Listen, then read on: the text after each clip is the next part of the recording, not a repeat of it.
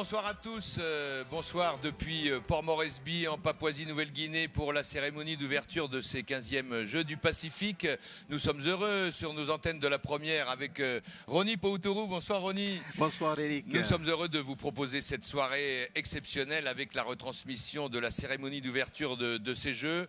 Nous attendons vraiment un spectacle extraordinaire, Ronnie. On nous annonce plus de 10 000 figurants à l'occasion de cette cérémonie avec les athlètes, bien sûr, avec des spectacles, avec des discours aussi, avec beaucoup de choses qui composent habituellement une cérémonie d'ouverture. Alors, vous nous écoutez en Nouvelle-Calédonie, bien sûr. Bonsoir à tous sur le Caillou. Vous nous écoutez aussi et vous nous regardez à Wallis et Futuna. Et puis, en Polynésie, et je vous laisse bien sûr, Ronnie, dire bonsoir à vos amis du Fénois. Voilà, Yorana te Fénois, te ie whareri a natatu te i hapuroro a ki atu, mei te Fénois a Papua, ruto te ie whareri a nenhe uto mate mei te reida a te rau ato oi o te mo una e tanu atu i te shotumu no te ie Fénois no Papua. Voilà, alors pour les amis francophones, hein, vous vous ferez traduire par vos amis tahitiens. Le programme de la soirée est très simple, une cérémonie qui s'annonce assez longue, environ 2 heures, 2 heures et demie de spectacle. Elle a commencé un tout petit peu plus tôt que prévu parce qu'il y a un énorme dispositif qui a été mis en place ici à Port Moresby pour organiser cette cérémonie. C'est l'aboutissement de plusieurs mois, de plusieurs années de travail pour ces papous qui veulent à tout prix évidemment réussir ces Jeux et éclabousser le Pacifique d'un spectacle d'une qualité exceptionnelle, n'est-ce pas Ronnie? Et donc, on s'attend vraiment à quelque chose d'énorme. Hein. Exactement, et puis en plus avec un invité de marque, c'est la visite donc du prince Édouard. Qui est donc présent et qui va inaugurer en quelque sorte cette grande manifestation ici, tout en couleur également. Ou en couleur. Alors on va bientôt rejoindre évidemment le stade Sir John Guise où sont massés environ 15 000 personnes en plus des figurants, des athlètes, des artistes. Et puis eh bien, on se retrouvera à la fin de cette cérémonie pour se dire au revoir et pour vous donner le programme de la journée de demain car évidemment après la cérémonie d'ouverture, eh bien, place au sport et puis on vous expliquera un peu ce que nous vous proposerons sur nos antennes dès demain. Allez, on prend la direction du stade Sir John Guise dans quelques instants.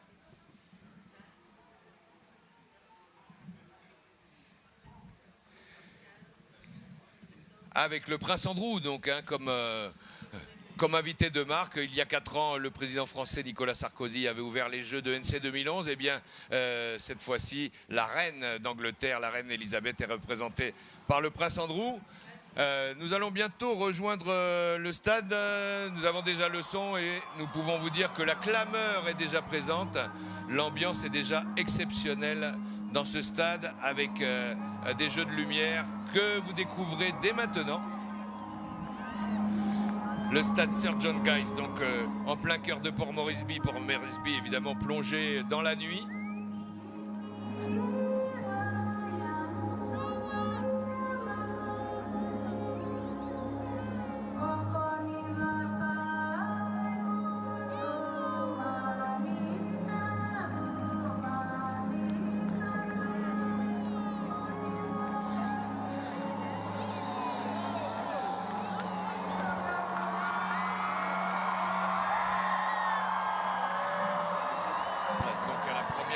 De ce spectacle. Spectacle de lumière que vous découvrez en même temps que nous.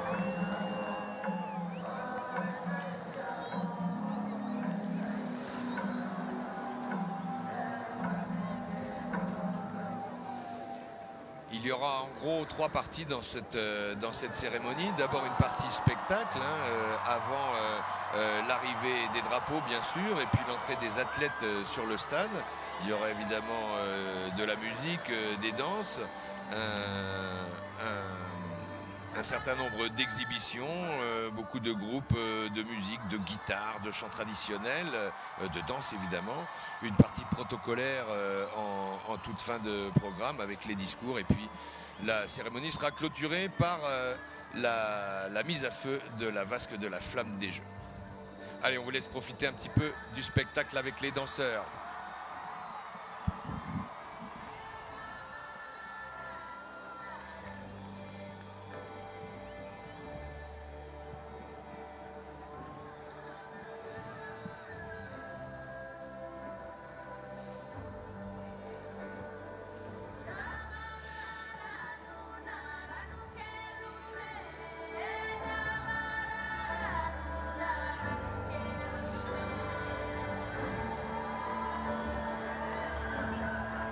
très belle image aérienne de ce premier tableau du spectacle.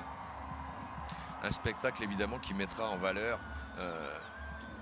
la culture papoue. Et vous voyez cette pirogue qui est le symbole du pays, de la Papouasie, cette pirogue à voile.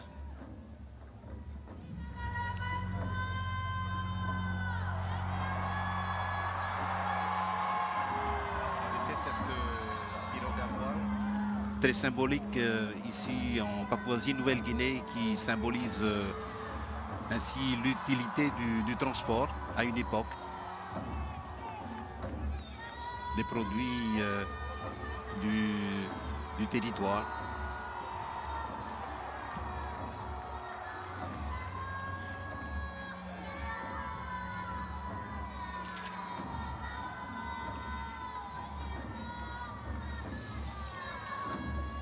Une nation qui est très attachée également à sa culture. On peut le rappeler, c'est un territoire qui compte pas moins de 7 millions d'âmes.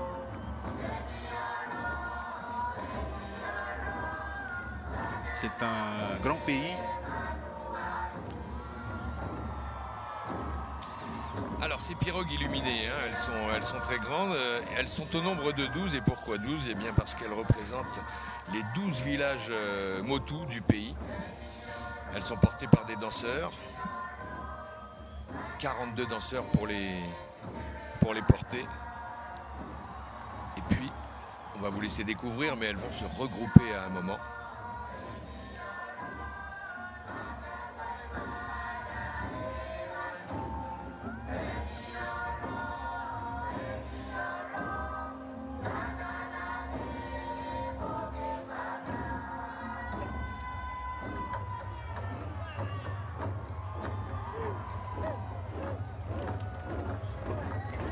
Te meira tatu o te mau pupu ori o te hafofoara I te shutumu te ie whenua. E tanu atu te reheira o te mau waa taie no te whahi or a te ie te whau o taratu e whahi para. No te utar ai taratu motoi a taratu moma.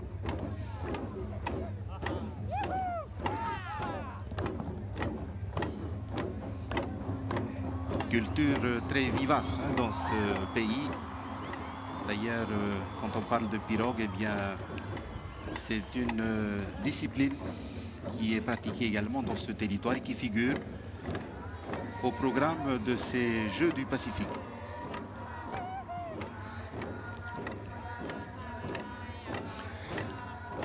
Un premier tableau donc avec une première illustration de la culture papoue.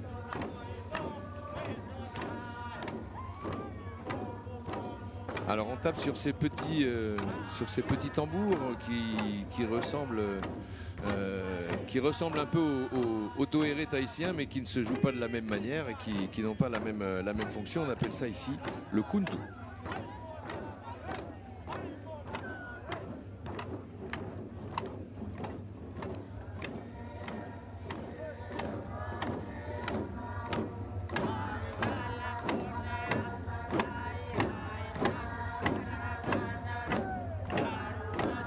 Alors tout a été mis en œuvre évidemment pour exposer toutes les richesses de la Papouasie-Nouvelle-Guinée. La Papouasie qui est divisée en quatre régions et en 22 provinces, chacune ayant son identité, son histoire. Et c'est un petit peu cette histoire qui va être racontée au fil de cette cérémonie avec différents tableaux.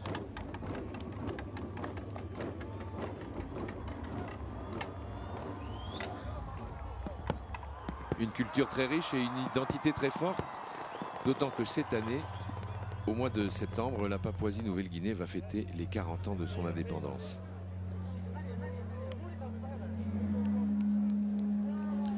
Le noir complet sur le stade Sir John Guise de Port Moresby. Beaucoup de monde dans le stade. Il y avait la queue toute la semaine dans les magasins qui délivraient les tickets. Il y a même eu un petit couac avec un trafic de faux tickets. Il y avait vraiment beaucoup de papous qui souhaitaient assister à cet événement, et pour cause, hein, la dernière fois qu'ils ont eu cette chance, c'était en 1991 lorsqu'ils ont organisé leur dernier grand jeu. Ils les avaient organisés, ils les avaient gagnés et ils ont bien l'intention de faire exactement la même chose cette année, pas vrai Ronnie? Ils sont très motivés. Alors rien qu'un petit rappel, en 2013, lors des mini-jeux à Wallis, eh bien, ils ont tout raflé, la Papouasie-Nouvelle-Guinée, qui ont démontré là, eh bien, dans le futur, c'est-à-dire en 2015, ils veulent être sur le podium, sur la première marche du podium. Et ils se sont donné tous les moyens de réussir, à la fois de réussir des jeux sportifs en construisant énormément d'infrastructures. Hein. Presque toutes les infrastructures qui vont servir pour les compétitions ont été spécialement soit rénovées pour celles qui existaient déjà, soit construites intégralement. Rien que le stade de John Guise, qui peut contenir au moins 10 000 places.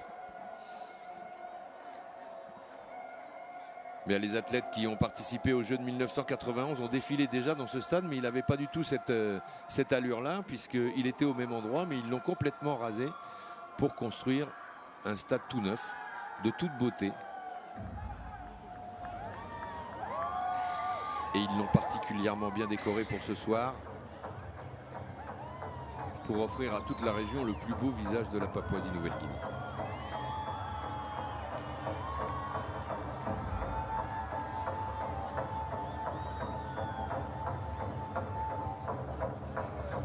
Alors on a vu les flûtes de Pan, les tambours, beaucoup d'instruments traditionnels.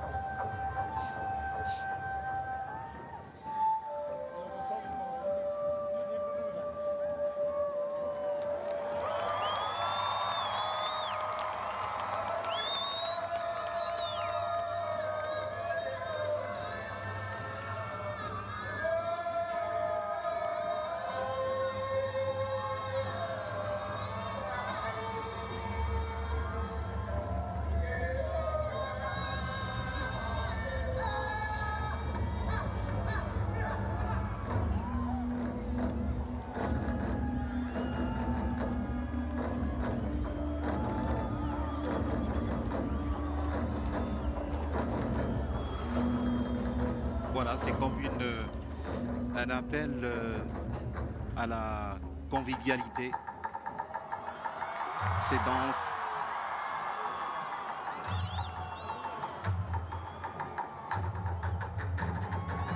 Cette manifestation transpire vraiment cet esprit d'accueil.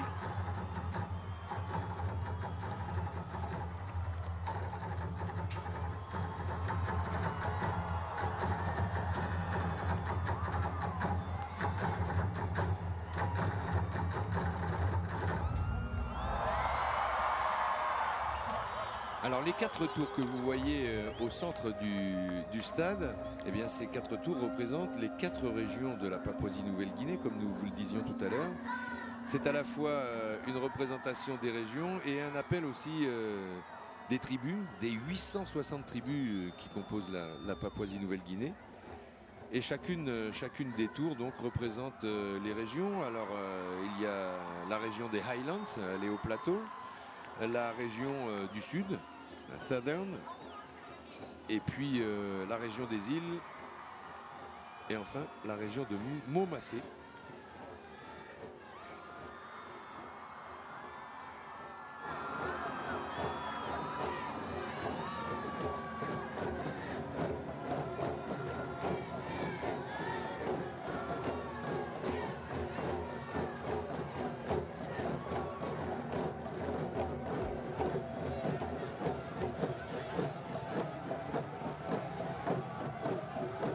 Florilège de couleurs, de masques, de peintures. de création végétale.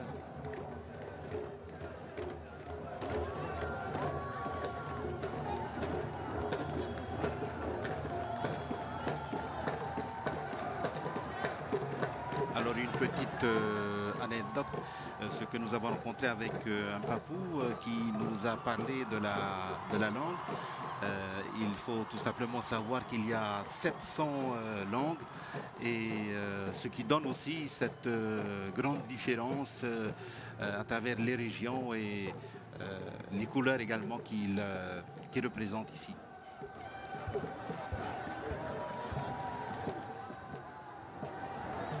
Il y a effectivement entre 700 et on dit entre 700 et 800, même pour certaines, ça doit être très compliqué à répertorier vraiment et de savoir surtout combien de locuteurs il y a pour chacune des langues.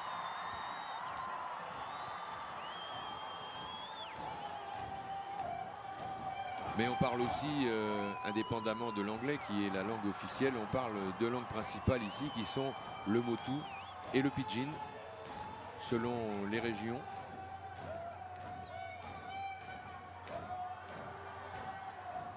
Et il y a des dialectes, bien sûr.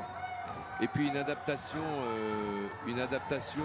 de l'anglais un peu à la manière du bishlamar que l'on connaît au Vanuatu. Avec une localisation de la langue anglaise.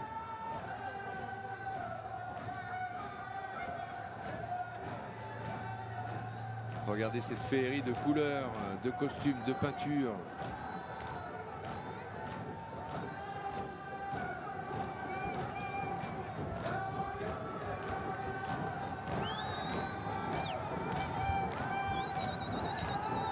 Avec chaque région et sa culture propre, encore très vivace, hein, avec ces démonstrations de couleurs, de danseurs également. Beaucoup de couleurs vives, beaucoup de gaieté. Mais les Papous sont un peuple souriant et plutôt gai, même si on sait que c'est un grand pays et que c'est un pays plutôt pauvre malgré ses grandes richesses naturelles. Il a besoin de temps pour se développer. En tout cas, il peut s'appuyer sur une histoire et une culture très très forte.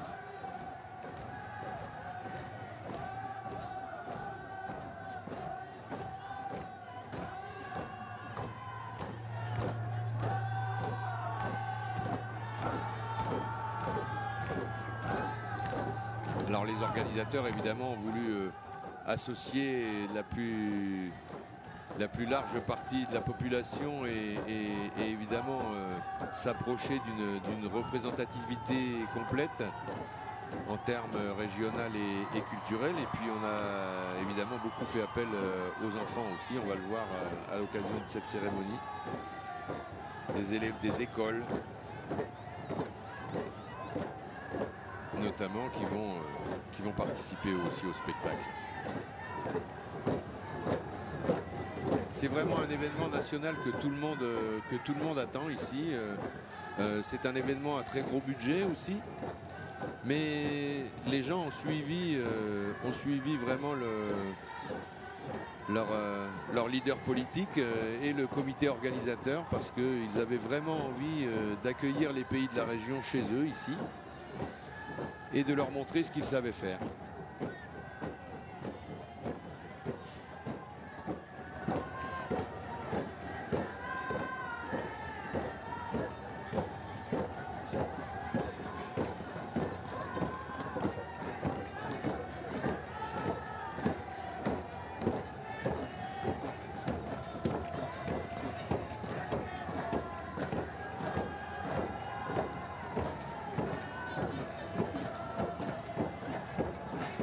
Les préparatifs de ces Jeux ont commencé il y a plus de 3 ans. Évidemment, ils ont commencé dès lors que la candidature de la Papouasie a été retenue par le Conseil des Jeux. Mais tous les travaux de construction des infrastructures, de construction ou de réfection ont commencé il y a environ 3 ans. Et depuis 3 ans, tout le monde travaille d'arrache-pied pour que tout fonctionne et que la fête soit belle. Et c'est vraiment impressionnant de voir le travail qui a été accompli, parce qu'il y a encore quelques semaines, des équipes de la première étaient venues en reconnaissance ici, et les choses, il y avait beaucoup de choses qui n'étaient pas encore complètement sorties de terre. Et puis tout le monde était confiant malgré tout. Et puis le miracle s'est quand même produit. Aujourd'hui, il y a encore quelques endroits qui sont au stade de définition, mais tout est prêt pour les compétitions.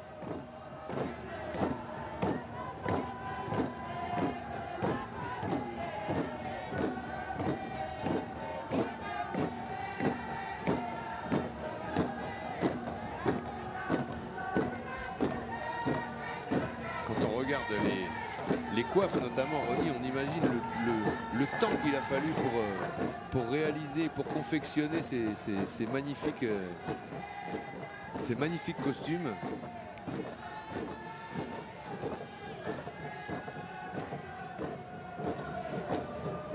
Et les plumes qu'on voit sur les coiffes des danseurs, des danseuses, proviennent d'un oiseau qui est appelé le calao, et qui représente également la mascotte, certainement qu'on le verra beaucoup plus tard, la mascotte de ces Jeux. Et les plumes de cet oiseau bien, est utilisée pour la décoration, pour les coiffes. Magnifique.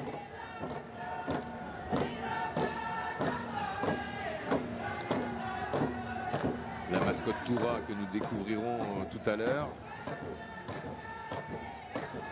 Toura, le Kokomo, comme disent les papous.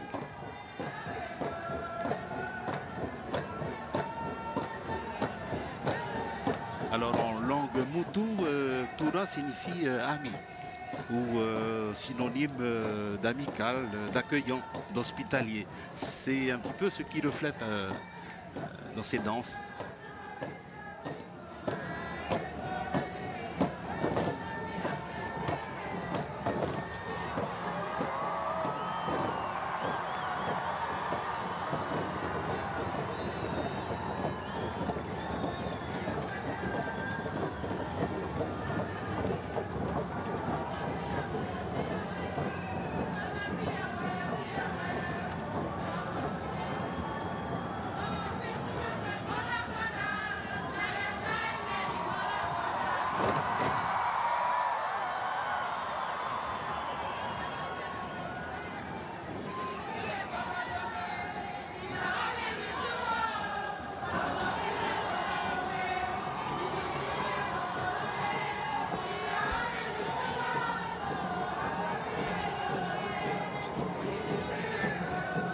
C'est vraiment un peuple qui transpire leur culture, qui dégage cette culture, qui vit également leur culture.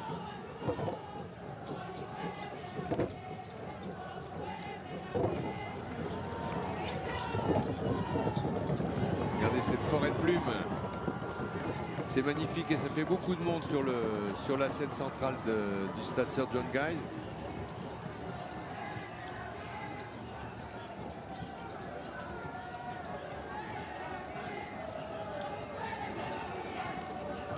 Et encore une nouvelle tenue.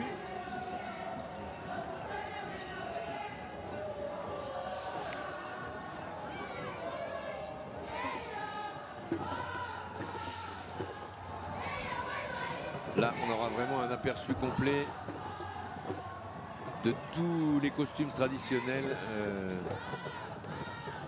que peuvent porter les papous.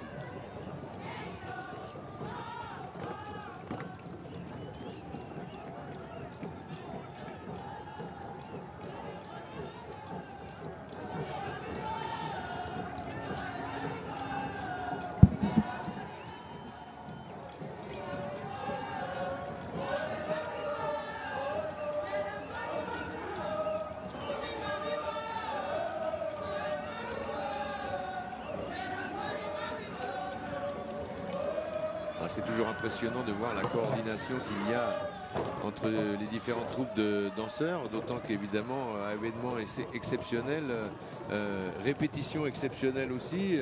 On a vu hier soir quelques essais de positionnement dans la discrétion, évidemment.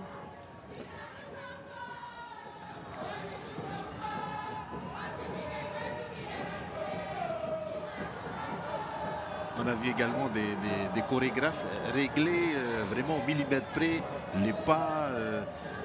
Et c'est vraiment formidable. Et d'assister là maintenant à ces danses.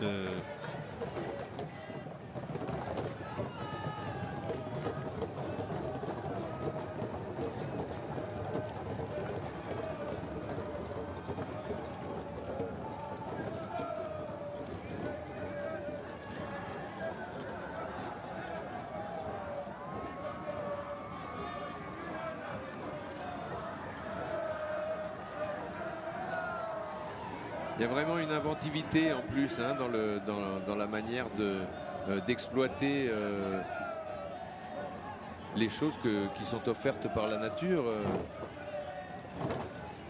Les attributs des animaux avec les plumes, mais aussi tous les végétaux, toutes ces manières différentes de tresser, d'assembler, de jouer avec les couleurs.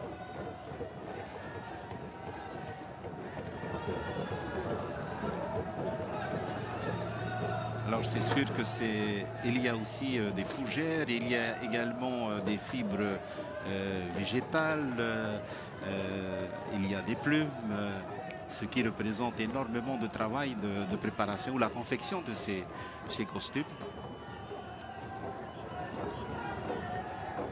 Et qui donne aussi la richesse à cette culture.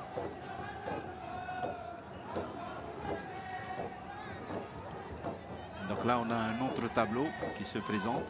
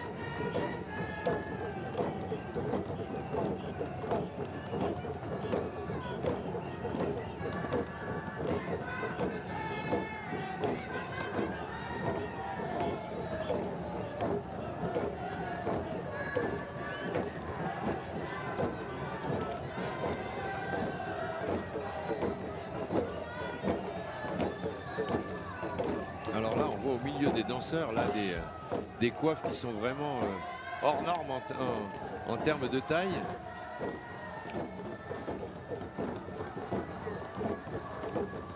Alors ça ne va pas être facile à confectionner, mais ça ne va pas être facile à porter non plus, hein, parce que il y a de la hauteur et pendant la danse, ça doit bouger un petit peu. Alors encore heureux qu'il n'y a pas beaucoup de vent. Et oui, hein, les organisateurs ont dû croiser les doigts très fort. D'abord parce qu'il y avait quand même la menace d'une dépression tropicale qui s'approchait de la Papouasie ces jours derniers. Une dépression tropicale modérée de niveau 2, mais quand même, c'est toujours inquiétant à la veille d'un événement de cette ampleur, parce qu'évidemment, il n'est absolument pas question de le reporter. Ni de le déplacer.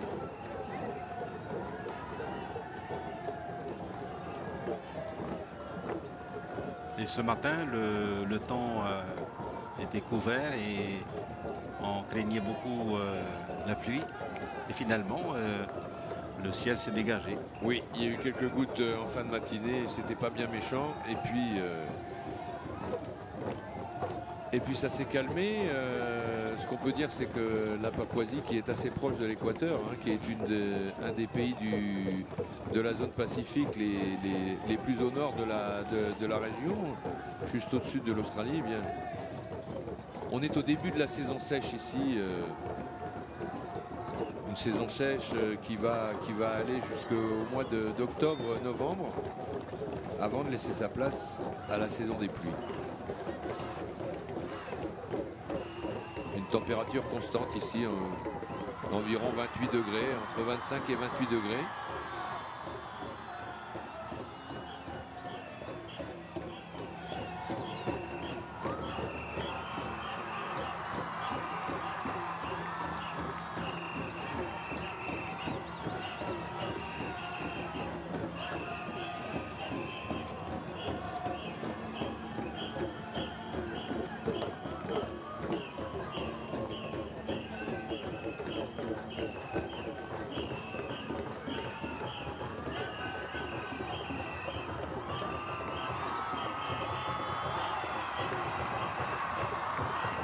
Voilà, c'est chaque province qui est représentée ici avec ses couleurs,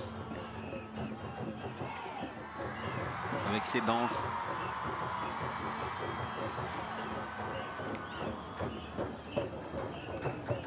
Et la jeunesse, bien sûr.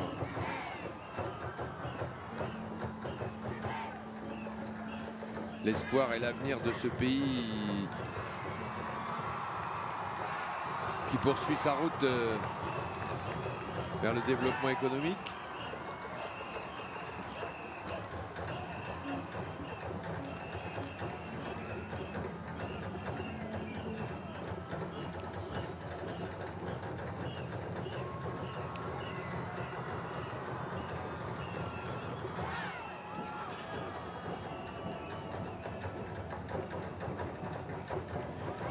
Une jeunesse imprégnée de la richesse culturelle dès son plus jeune âge, évidemment. Parce que cette tradition, cette culture, eh bien, il faut qu'elle perdure, il faut qu'elle soit transmise.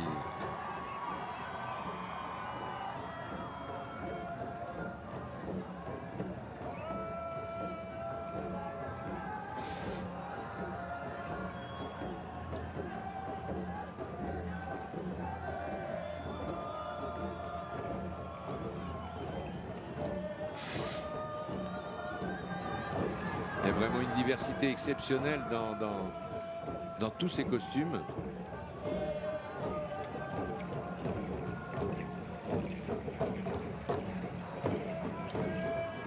Chaque groupe a ses couleurs, ses matériaux.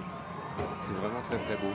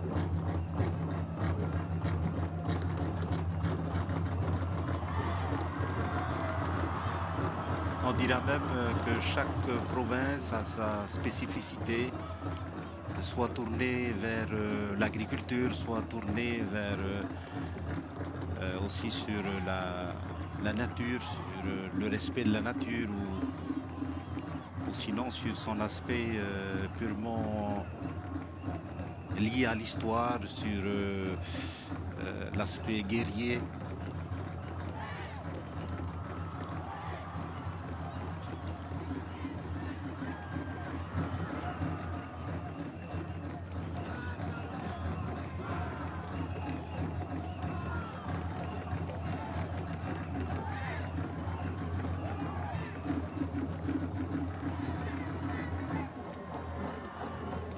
Et tout ça au rythme des tambours, qui résonnent aux quatre coins de ces tours.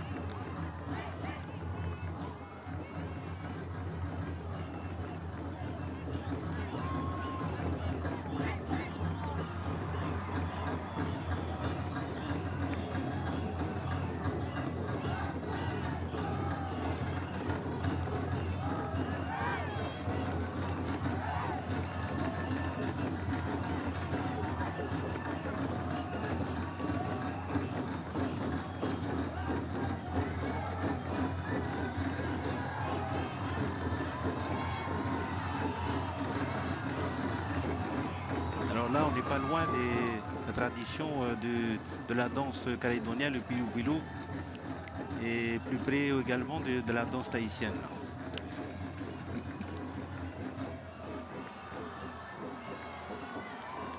Oui, il y a des inspirations ou des influences, hein, selon.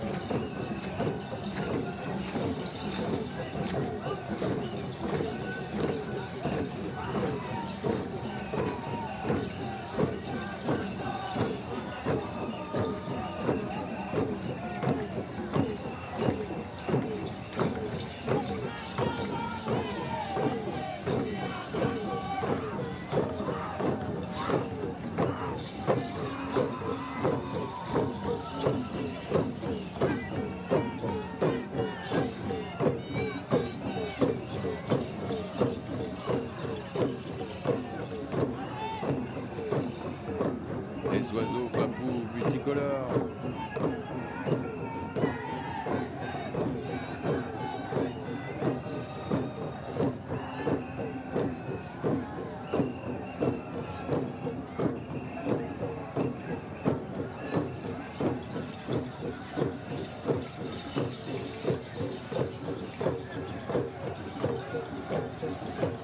Ah, il y a vraiment une richesse exceptionnelle. On est à deux doigts d'un mini festival des arts à travers cette cérémonie.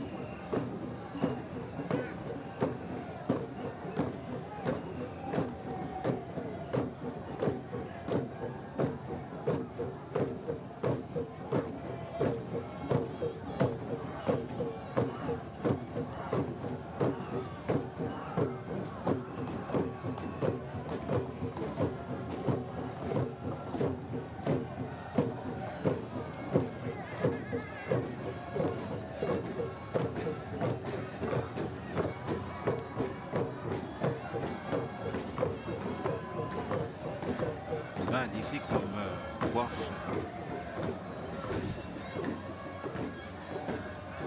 Ah oui, on imagine à peine le nombre d'heures de travail et le nombre de petites mains qu'il aura fallu pour confectionner une pièce d'une telle richesse, d'une telle qualité.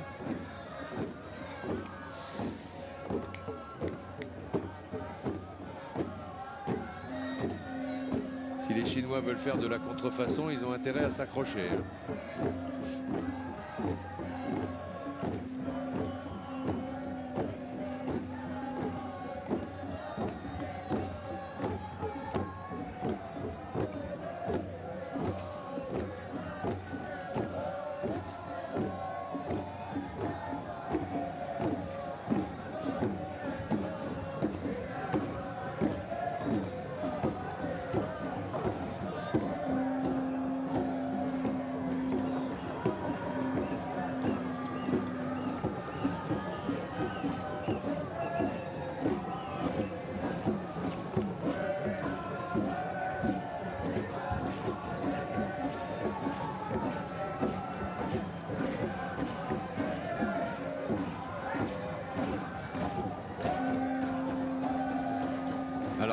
on n'est pas assez calé hein, sur la géographie et le découpage administratif de la Papouasie pour dire pour vous expliquer quelle est l'origine de ce drapeau, de quelle province il est.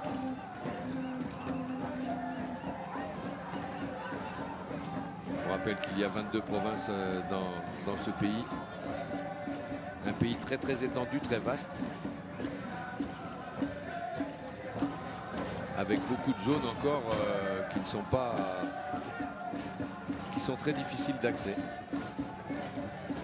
Pas de route, quelques pistes. Des zones très reculées.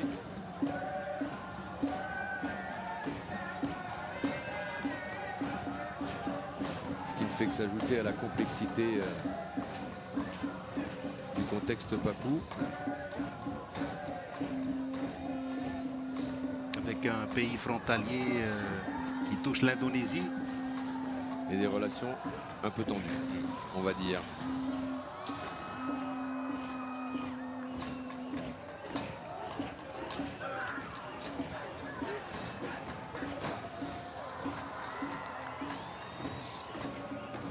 On peut dire en tout cas que les Papous réussissent parfaitement leur entrée en matière avec cette première partie de la cérémonie. Ils l'attendaient vraiment hein, avec impatience. Ils avaient envie de la voir, de la montrer, d'y participer. Et tout ça s'est passé assez calmement finalement parce que depuis plusieurs jours que nos équipes de la première sont arrivées sur place. On voit évidemment le trafic qu'il y a dans cette grande ville de Port Moresby qui a pas loin de 800 000 habitants. C'est quand même une des plus grandes villes de la région. Mais pas de fébrilité particulière, pas de, évidemment, le dispositif de sécurité, le dispositif pour canaliser le public qui était accueilli à cette cérémonie. Mais pas de tension particulière. C'est un aboutissement naturel après toutes ces années de travail et de préparation.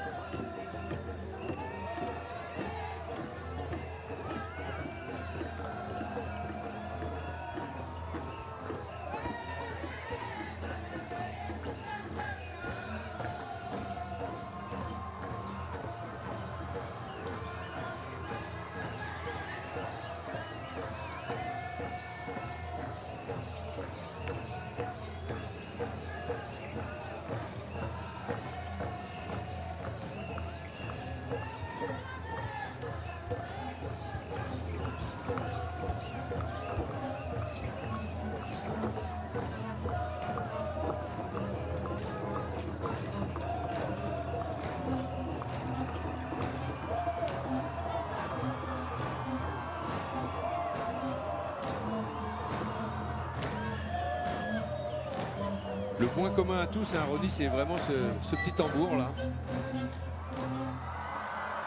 Voilà, qui rythme,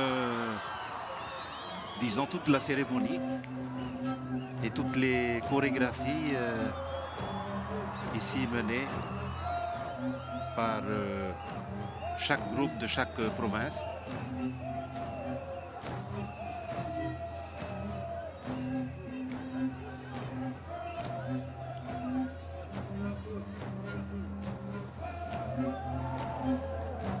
Tambours et les flûtes en commun, mais une vraie diversité, une vraie richesse dans les couleurs et dans les matériaux. Et regardez ces flûtes comme elles sont belles.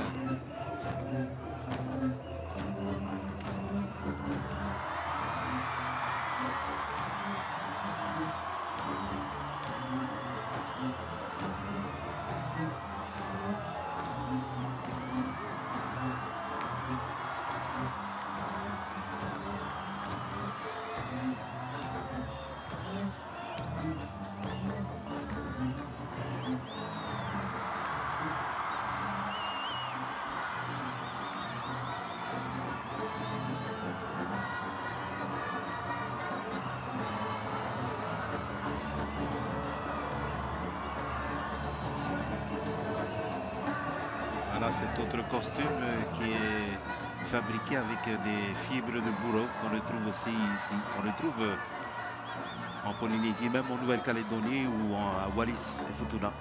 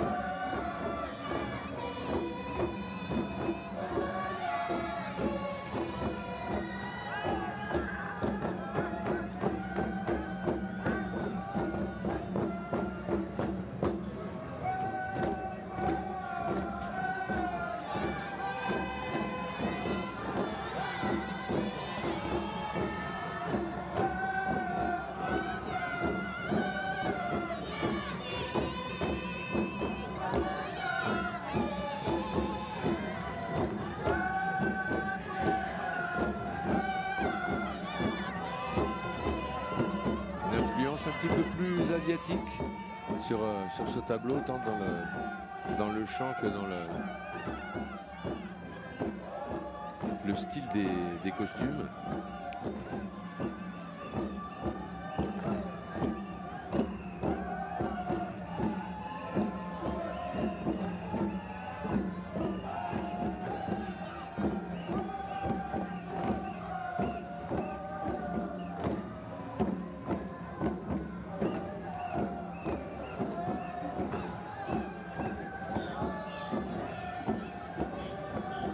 Un gigantesque bouquet de fleurs qui nous est proposé.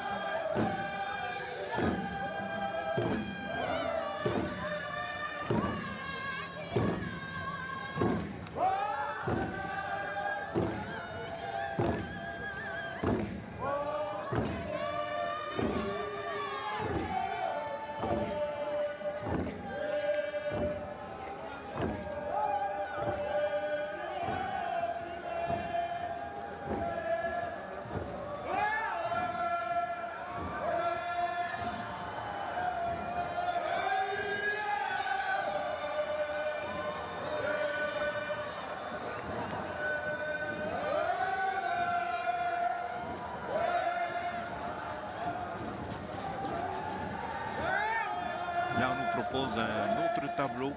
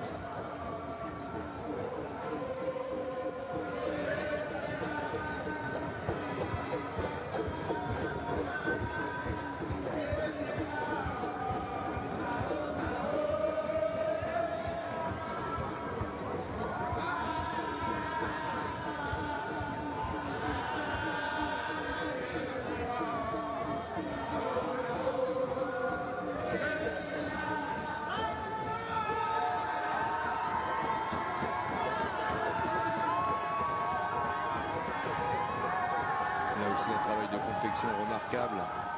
Ces petits mécanismes des petites ailes.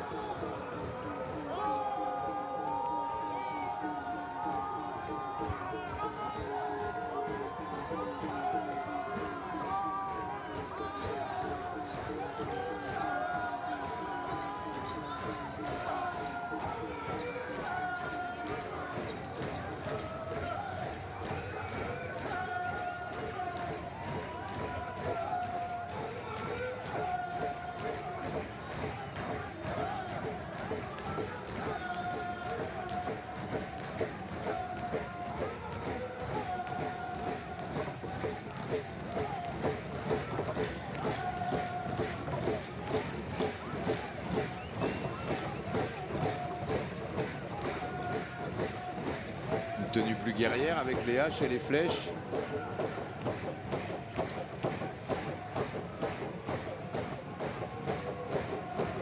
Et ces masques sous forme de coiffe.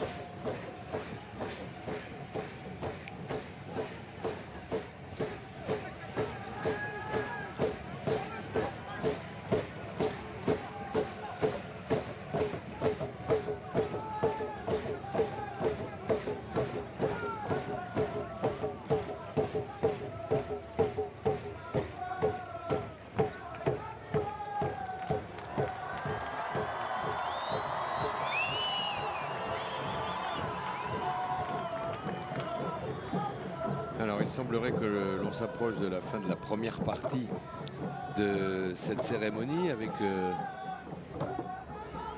défilé des représentants de toutes les provinces, et puis c'est un autre tableau qui se dessine maintenant.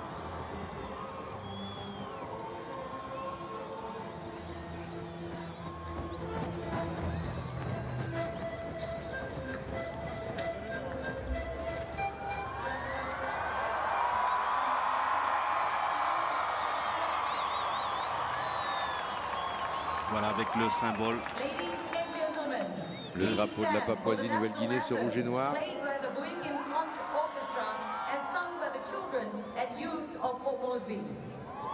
et messieurs, veuillez vous lever pour l'hymne national de la Papouasie-Nouvelle-Guinée, interprété par l'orchestre Wingham et chanté par les enfants et les jeunes de Port Moresby.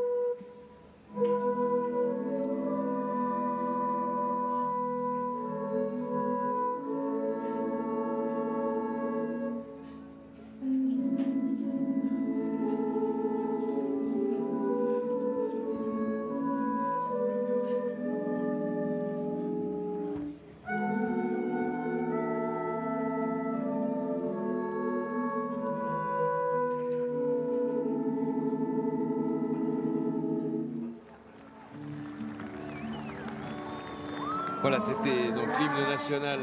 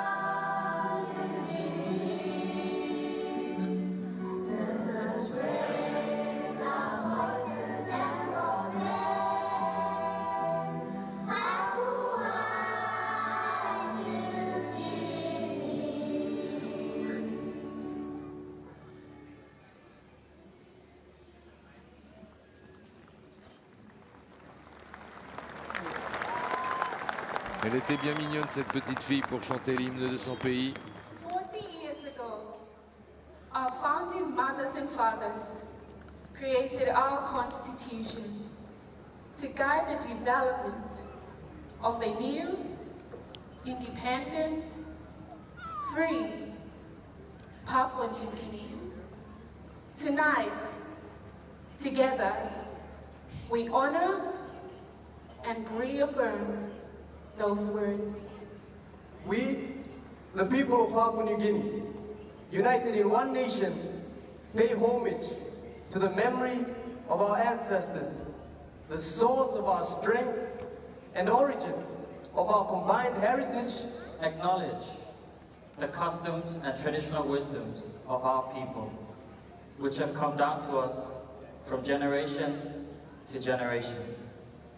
Pledge ourselves to guard and pass on to those that come after us our noble traditions and Christian principles that are ours now.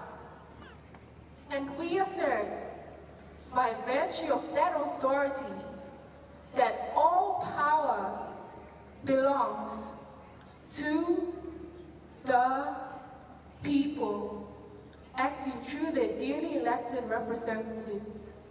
That respect for the dignity of the individual and community interdependence are basic principles of our society. That we guard with our lives, our national identity, integrity, and self-respect. That we reject violence and seek consensus as a means of solving our common problems.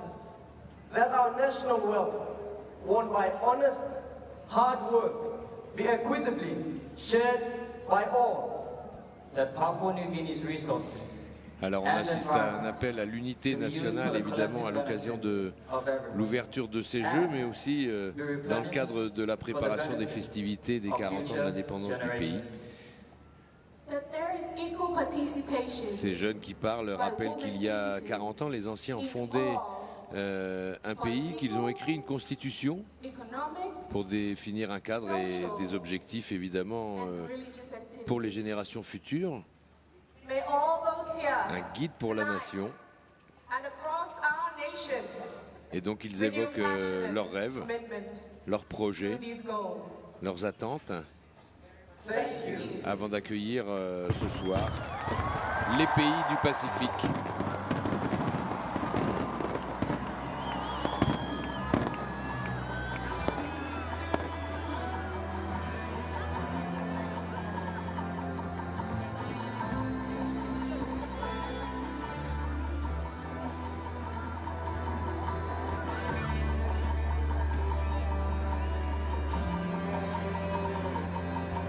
Première partie du spectacle qui précède l'arrivée prochaine des drapeaux.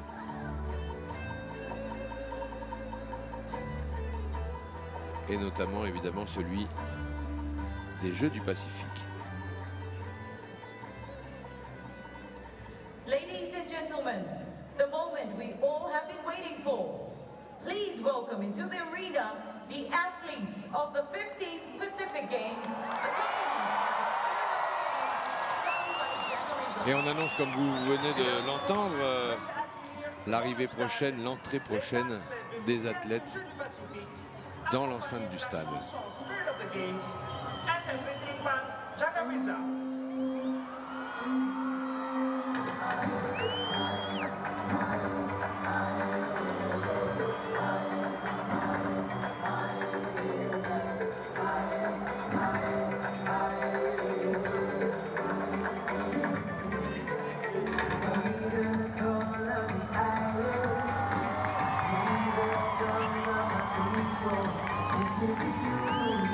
This is